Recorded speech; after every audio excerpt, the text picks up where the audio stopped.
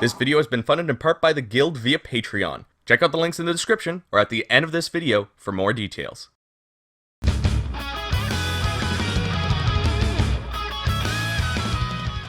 Hello everybody, my name is Chris Gildart, and we finally got some more information on Dynasty Warriors Origins. The announcement for the next entry in my favorite game franchise of all time came out just before I went on a brief hiatus, and by the time I came back, I felt it was too late to make a video on it.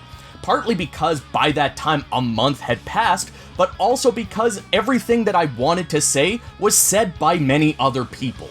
But that was just a trailer. We finally got some gameplay during ChinaJoy 2024, so let's take a look at that gameplay and I'll let you know my thoughts. First of all, the announcement trailer was provided as part of Sony's State of Play. Here we got our first look at the game. We would get an English trailer the same day, and by English, I mean it had an English dub for the narration. It was later confirmed we would get not only an English dub, but also a Chinese one for this game, much like Dynasty Warriors 9. But where that game had a poor English dub, this brief narration sounded pretty good. It was also revealed here that we take the role of a nameless hero who will fight his way through the story of the Three Kingdoms, giving us a more narrative-driven story. This caused some concern for me, thinking A, we may lose the arcadey pick-up-and-play feel of the usual Musou formula, and B, that we may only play as the nameless hero. What made me think this is that although we see characters like Cao Cao in a new, younger design, we see many other officers in their Dynasty Warriors 9 outfits. So maybe this isn't a true sequel we have on our hands.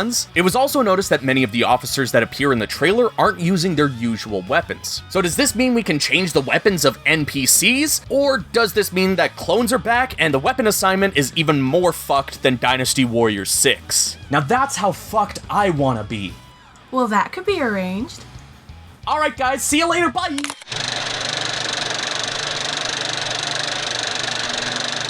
All that being said, the game looked absolutely great, and the combat looks like we're finally getting a more in-depth and strategic gameplay than ever before. So many troops on screen, castle walls crumbling from catapults, and the player character commanding troops to attack. This got me so hyped, but my earlier concerns had me cautious about how they would execute all this. At first, I thought this might be similar to Samurai Warriors Chronicles, where you take the role of a custom character and play through a portion of the Sengoku story, aligning with certain leaders along the way. If that's the case, maybe Dynasty Warriors Origins could be an actual evolution of the fan-loved Destiny mode in Dynasty Warriors 5. There were some concerns about how true to the Musou franchise the gameplay and execution would be, especially with the more Wolong looking style they went with. The music also didn't get my hopes up because it was missing that chugging butt rock that we've all come to expect from the mainline Dynasty Warriors games. Well, we didn't have to wait too long for more information because on July 26th we got some gameplay of Dynasty Warriors Origins during ChinaJoy 2024.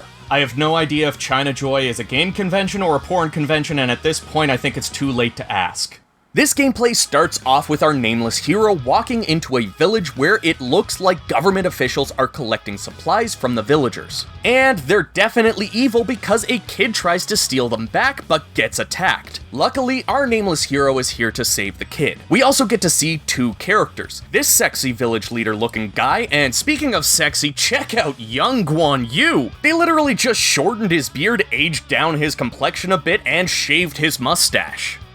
Because that's what makes you look. Oh my god! I honestly really like this look for Guan Yu, and it means that along with Cao Cao's new younger design from the announcement trailer, we may see aging occur here. This was introduced with Samurai Warriors Spirit of Sanada, where Yukimura, Nobuyuki, Masayuki, Ieyasu, and Hidetada all had different costumes for different ages. They later brought this back in Dynasty Warriors 9 for Liu Bei to get his facial hair back, and in Samurai Warriors 5 with Nobunaga and Mitsuhide getting different looks. But in all three games, only those mentioned get that treatment.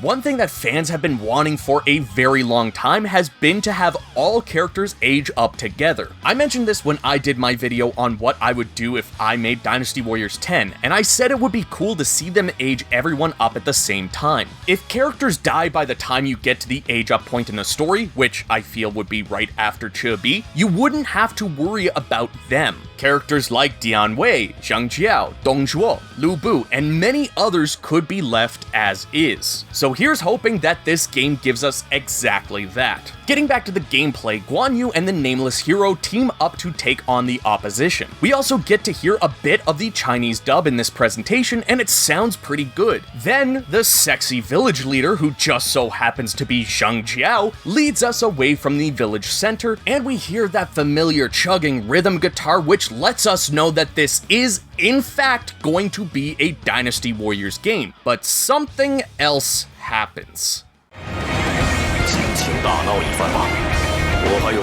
Is that fucking Eve?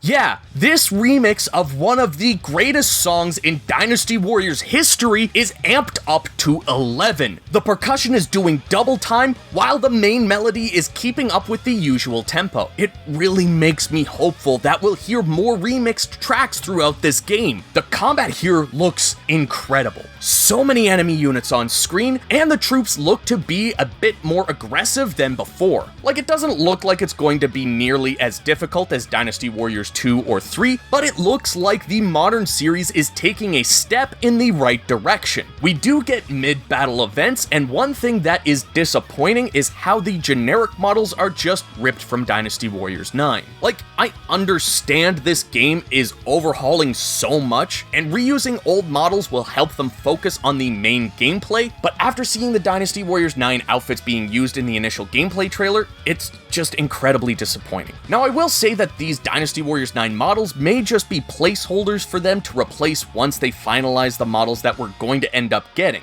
That being said, I can't see them using placeholder models in an initial gameplay presentation. But what do I know? I'm just the guy that made a custom case for his copy of Hook on Game Gear. I mean, you gotta protect what's precious to you. Back to the gameplay, it looks like there's not only a dodge mechanic, but also a parry, which increased my concern that this is going to be a more Wolong or Neo-esque experience. We also don't see a map, so I can't tell if we should actually expect this to be the usual Musou gameplay loop or something brand new. I will say, when stupid sexy Zhang Jiao is giving his speech to his troops, the troop models look incredible. I don't think we've ever seen basic troops with this much detail before. And back to the gameplay again. All I can think while watching this is that I am still worried we'll only be playing as the Nameless Hero this entire time.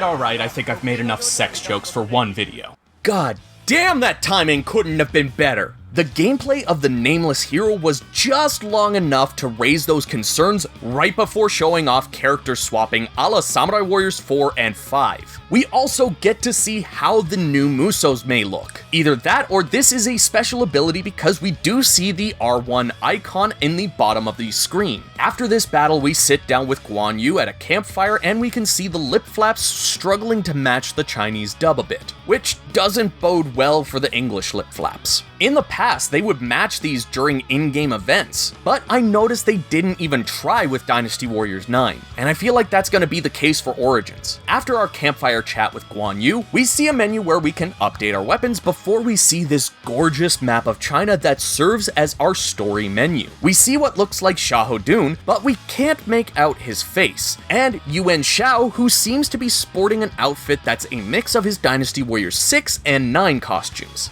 I said that's enough sex jokes! This leads us into what looks like the Battle of Sishui Gate. From here, we get to see a war council and many of the characters in their new outfits. We see Yuan Shao at the head of the table, with Cao Cao and Sun Jian in the background. On the left, we see three characters, Yuan Shu, Cheng Pu, and Chen Gong, all donning their Dynasty Warriors 9 outfits. I'm kind of cool with these characters keeping those outfits because they're not really the most important characters to the story. Sure, Yuan Shu appears quite often, especially in the Wu story, but we're supposed to be following this Nameless Hero, and I don't expect we'll be getting multiple stories this time around. But the right side of the table looks way more interesting. Not only do we get a better look at Xiaohudun's new look, but I'm pretty sure that guy in green is young Liu Bei. I can't quite tell from this angle, but it does look like Xiaohudun has facial hair, which feels weird with Cao Cao looking so young in comparison. We then get to see the map, and oh boy, does this look absolutely massive. Multiple branching paths, areas that lead to dead ends, and what looks to be spheres of influence around allied and enemy units and bases. We also see Huashang and someone else. I wonder if this is a new generic or a new character. Also based on Huashang's icon, I'm assuming this is also his Dynasty Warriors 9 outfit, which again is fine for how much of an impact he has. Then we get into the actual battle, and my god, the scale of this stage is made that much more apparent when we get into it. We also get to see what Xiaohudun's new moveset will look like thanks to the nameless hero taking his weapon in. We get to see more of the parry system and some more special moves. Watching the nameless hero run into battle with this many troops is so wild. We also see them activate something around Yuan Shao, which confirms the more strategic elements that will be in the game. As the gameplay progresses, we see way more units on screen at once, and the player seems to be struggling a bit, being knocked around a couple of times before the gameplay ends. Honestly, this is one of the best things they could have shown to raise my hype up. I do still want to see more info, but before we get into what questions I still have, we got an interview by 4Gamer with the producer of the game, Tomohiko Sho. A massive shout out to Black Kite, who translated this entire interview for us monolinguists in the community. This is how many of us found out the sexy stud in the beginning of the gameplay video was Zhang Jiao, leading many fans to ask the important question: will they make Dong Zhuo sexy like in Wolong? Well, we didn't get that answer, but we got more information on how the story will play out. What we saw at the beginning of the gameplay presentation was actually before the Yellow Turban Rebellion, so we're likely going to see a more in-depth story this time around. Sho even making reference to how previous games followed pretty much these same story beats, leading to later games kind of feeling stale from a story perspective. He was asked how far Origins will go, and although he didn't answer the question directly, he did make it seem like we're not going to even make it to Wuzhong. This is something that I mentioned I would do with Dynasty Warriors 10, so it doesn't really bug me at all. In fact, I welcome it, especially if we're going to go more in depth with the story. So many people complained about Samurai Warriors 5 having a shortened story, but the amount of story we got was the normal length of a Musou title. It's just that Citadel mode was a lackluster extra mode that didn't provide much replayability. Later in the interview, Sho mentioned that they are designing the characters around their actual ages during these times, which is why we see a much younger Guan Yu and a much sexier Zhang Jiao. You could kind of say that Zhang Jiao's design change is similar to when Senshi became an elf in Dungeon Meshi. The main difference being that Senshi is sexy either way. Sho also mentioned that some characters will have appearance changes, which the emphasis on some makes me think that this is going to be similar to the previous 3 games that had aging up, where it will only be the main characters. That being said, I feel like there will be more characters that age up than in those games, so hopefully the overall execution of this isn't too bad. We also got confirmation of something really bad in my opinion, that being that the nameless hero is not a custom character and will just be a completely original character that you get to name. That's it. It feels weird that this self-insert character won't even have costume options. They do confirm his appearance will change as the story progresses, but would it be that difficult to program moments to update your character's appearance with the age? Also, why is there no option to change the gender? They say this is to keep everybody happy and able to enjoy the story to the fullest, but again, how are you going to limit customization on a self-insert character? I'd insert myself into that character. Hey everyone. I'd like to make a formal apology. I made a promise to you that I wouldn't say another sex joke in this video. And I broke that. But I didn't say I couldn't sing it.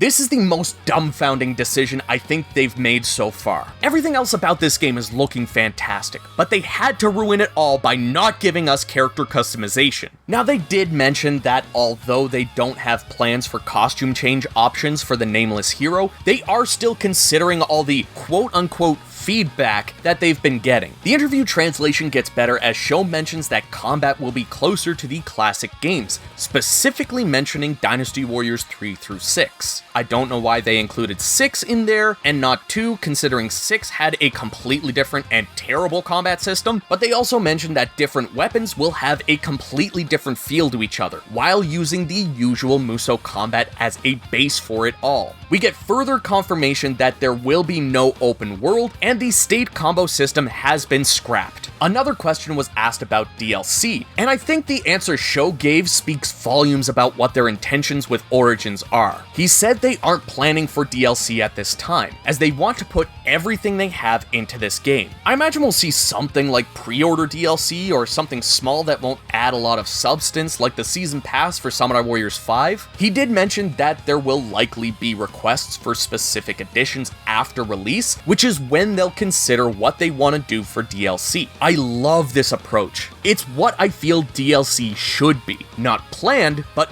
executed with fans in mind. Black Kite translated yet another fan-requested feature's return. Please welcome back bodyguards. They didn't go into many details about how it would work, but there will be more strategy with them. Seeing how gameplay works, I imagine this will add a lot more complexity to the battles. He also mentions that horses will have their own thing but won't be available right from the start. He also said more details about both bodyguards and horses will be provided in the future. Black Kite also mentioned that at the beginning of Sishui Gate, we can see a flag for Gongsun Zan, which might hint at him getting a unique model. Honestly, the only character that I want to see become unique is Liao Hua. Between him and Nagahide Niwa in Samurai Warriors, these guys seem to have the most appearances of any generic, and Koei just seems to refuse to give them any sort of uniqueness. There are a few additions that I think would help the overall story, especially if we're going to be diving deeper into things. Zheng Bao and Zhang Liang, along with maybe Zhang Mancheng, would make perfect, unique NPCs to help make the Yellow Turban chapter have more weight to it.